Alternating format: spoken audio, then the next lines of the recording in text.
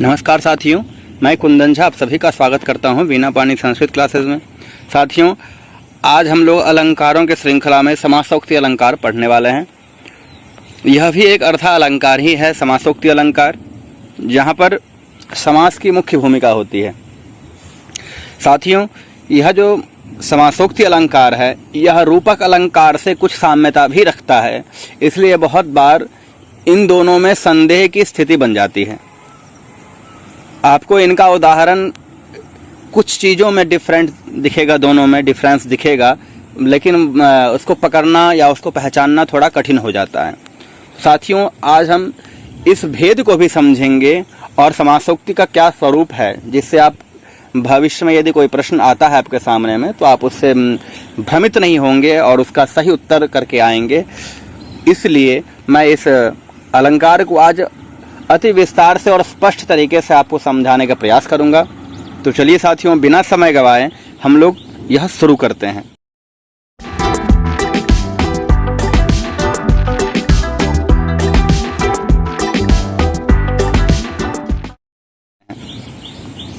तो समासोक्ति अलंकार, इसकी व्युत्पत्ति वाला अर्थ क्या हो सकता है? देखिए, समासेन संक्षेपेन उक्ति, मतलब समास के द्वारा जो संक्षेप में कह दिया जाए वही है समासोक्ति अलंकार।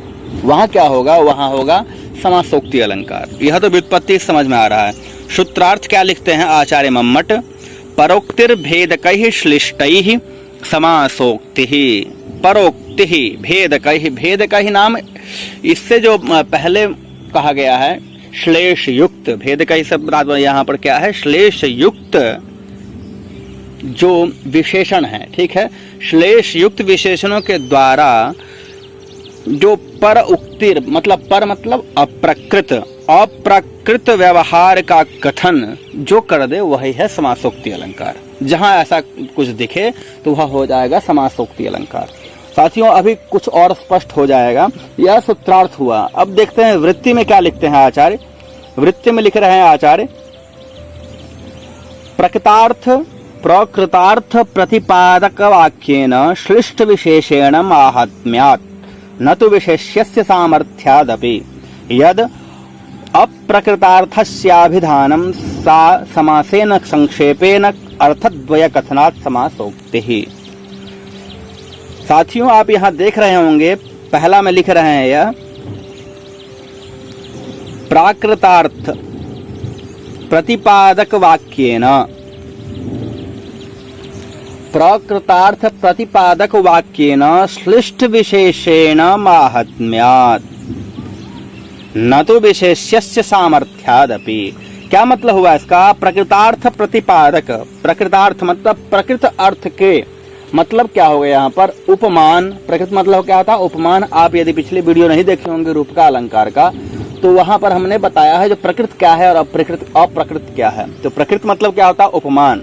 यदि आप उसको नहीं देखे हैं तो डिस्क्रिप्शन में इसका लिंक मिल जाएगा आपको, पहले उसको देखिए तब समझ में आ जाएगा ये क्या है।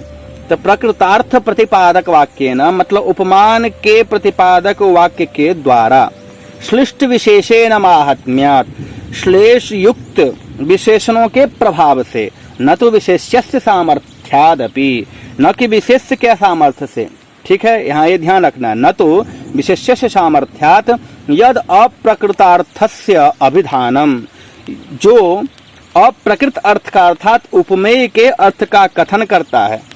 कैसे? तो संक्षेप रूप में, समास के द्वारा संक्षेप रूप में जो कथन करता है वह क्या होता है? वही समासोक्ति अलंकार होता है। क्या क्या? समासेन संक्षेपेण अर्थद्वयं कथनात्। अर्थद्वय मतलब उपमान और उपमेय, अर्थात प्रकृत और अप्रकृत दोनों के अर्थों का जो कथन करता है वही होता है समासोक्ति अलंकार। साथियों, यहाँ पर एक बात समझ में लेने वाली बात है। यहाँ पर जो समासोक्ति अलंकार क्या है? प्रकृत के व्यवहार में जो है अप्रकृत के व्यवहार का आरोप होता है, ठीक है। प्रकृत मतलब उपमान के व्यवहार में उपमेय के व्यवहार का आरोप होता है, वही होता है समासोक्ति अलंकार। इतना यहाँ पर क्लियर हो गया होगा आप लोगों को, कोई संदेह नहीं होगा। यहाँ पर देखिए, ध्यान देने वाली बात है, न तो विशेष्य से सामर्थ्याद, यहाँ पर विशेष्य के सामर्थ्य से वह प्रकटन नहीं करता है, वह विशेषण के सामर्थ्य से ही अप्रकृत अर्थ का अभिधान कराता है। यह ध्यान रखने वाली बात है। चलिए साथियों आगे देखते हैं क्या है। अब श्लेष का क्या मतलब है। हम लोग बार बार कह रहे हैं श्लेष से, श्लेष के द्वारा, श्लेष के प्रभाव से। तो ये श्लेष क्या है। तो देखिए लिखते हैं श्लेषः स वाक्ये एकस्मिन् यत्र अनेकार्थता भवेत्। जहां पर एक ही वाक्य में अनेक अर्थ कहे जाए, जहां पे एक ही वाक्य है लेकिन अर्थ उसके बहुत सारे हैं, तो ऐसे ही वाक्य को ऐसे ही स्थल में जहां पर ये स्थिति दिखे वही है श्लेष, उसी को श्लेष कहा जाता है। तो साथियों यहाँ पर यह ध्यान रखेंगे क्योंकि यहाँ पर जो हुआ है वह श्लेष का उपयोग हुआ है। देख सकते हैं आप, परोक्तिर भेद कहे श्लेष्ठे समासोक्ति ही। यहाँ भी कहे आचार्य, यहाँ भी लिख रहे हैं प्रकृतार्थ प्रतिपादक वाक्य न श्लिष्ट विशेषेण। तो श्लेष के द्वारा, तो यही ध्यान रखने वाली बात है यहाँ पर, ठीक है। मतलब श्लेष युक्त विशेषणों के प्रभाव से ही होता है ऐसा, ठीक है। तो उदाहरण में क्या लिखते हैं देखिए, लब्ध्वा तब बाहुस्पर्श यस्याह स कोप्युल्लासः जयलक्ष्मीस्तव विरहे न खलुज्ज्वला दुर्बला ननु सा। अब यहाँ पे अत्र जयलक्ष्मी शब्दस्य केवलम कांतावाचकत्वम नास्ति। यहाँ पर नायक कह रहे हैं, नायक और नायिका दो है यहाँ पर। तो नायक से कोई मित्र है, वह कह रहा है, क्या कह रहा है सुनिए। वह कह रहा है तुम्हारे बाहु के स्पर्श, अर्थात लब्ध्वा तव बाहुस्पर्शः, तुम्हारे बाहु के स्पर्श से पाकर, तुम्हारे बाहु के स्पर्श पाकर यस्याह सह कोप्युल्लासः, तो वह बहुत ही प्रसन्न हो जाती थी, वह बहुत ही प्रसन्न हो जाती थी। तो निश्चय ही तुम्हारे विरह में क्या बहुत ही दुर्बल हो गई होगी ऐसा, ठीक है। तो यहाँ पर यह समझ में आ रहा है जो जय लक्ष्मी शब्द केवल कांतावाचक नायिका का बोध ही, अपितु क्या है यहाँ पर श्लेष युक्त विशेषणों के द्वारा जय लक्ष्मी शब्द नायिका का बोधक भी होता है कांतावाचक के साथ साथ। तो साथियों आप यहाँ पर यह समझ रहे होंगे जो जय लक्ष्मी शब्द जो यहाँ पर है वह कांतावाचकत्वम नास्ति, यह क्या है, यहाँ पर नायिकावाचक है। यहाँ पर यह बात ध्यान रखनी चाहिए जो रूपक अलंकार और समासोक्ति अलंकार में क्या भेद है। दोनों में प्रकृत और अप्रकृत अर्थ के आरोप और प्रत्यारोप के बारे में बताया गया है। तो रूपक अलंकार में क्या है, प्रकृतस्य अप्रकृत का जो आधिक्य है, मतलब जहाँ पर उपमान से उपमेय का आधिक्य बतलाया जाता है वहाँ रूपक अलंकार होता है।